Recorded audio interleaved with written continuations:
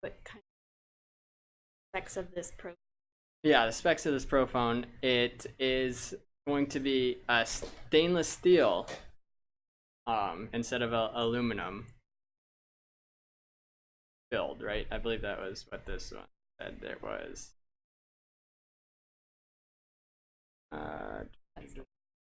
Yeah, this is aluminum glass, and then this is going to be stainless steel glass.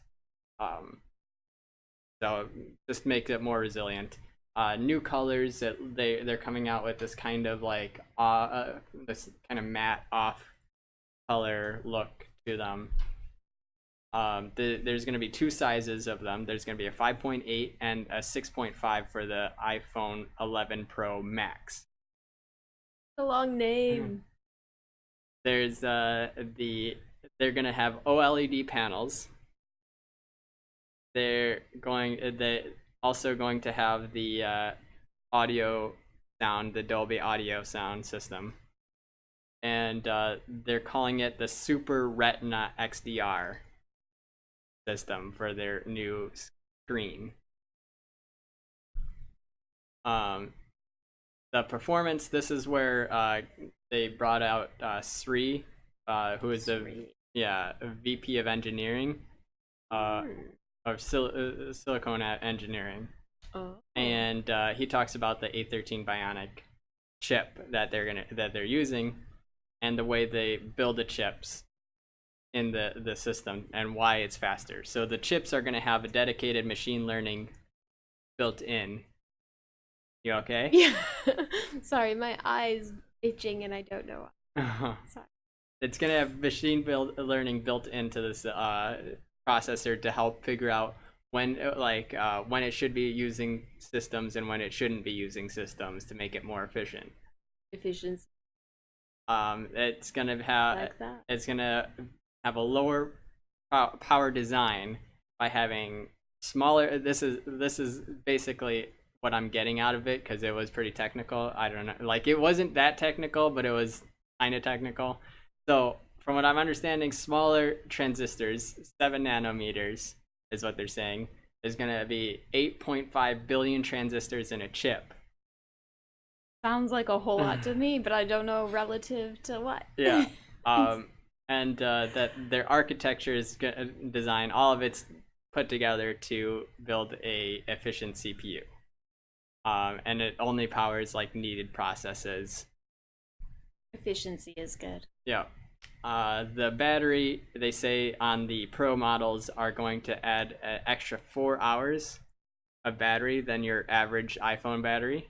5 hours for the Max. But you don't mean like the Pro Max is 9 hours more, like 4 for the Pro and 5 for the Max. Yeah. I see. And they're also going to be coming with a fast charger in box. That makes sense. The cameras, there are 3 cameras on the back of the iPhone Pro models. There is a 12 megapixel wide camera, 12 megapixel telephoto camera, and a 12 megapixel ultra wide camera. They also talk about their image signal processor, and essentially with these 3 cameras, they roughly estimate that you get essentially 4 times optical zoom. It zoom in really far out or really close in, about 4 times the image size. So, and then they talk about this cool feature, which is deep fusion, which essentially takes 9 images when you take a picture and puts them together to make a very detailed image. So it takes 4 images before you even hit the shutter button, like it's just constantly like keeping a roll of images in its cache. And then after you hit the shutter button, it snaps a few more and gets a long exposure image, which allows it to generate a single photo that is super high in detail. And I actually have saved a little spot here where they talk about this. And show. Yeah, and they show it off. Keep picturing a flower petal. I'm curious to see what they took a picture of. I'm like picturing the texture when you see those kinds of in detail pictures.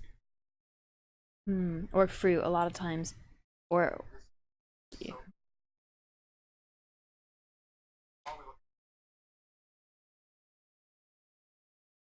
Using this deep fusion technology. And this kind of an image would not have been possible before.